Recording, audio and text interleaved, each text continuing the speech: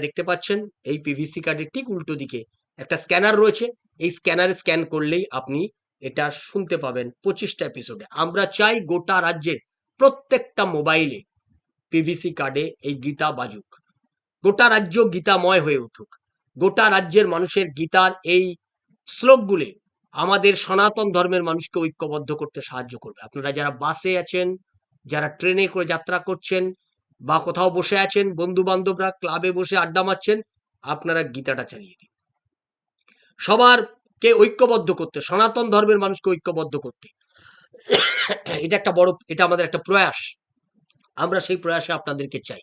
আমরা চেষ্টা করছি যে গীতা প্রত্যেকটা বাঙালির, হিন্দু বাঙালি প্রত্যেকটা বাঙালির ঘরে ঘরে এই গীতা পাঠ হোক।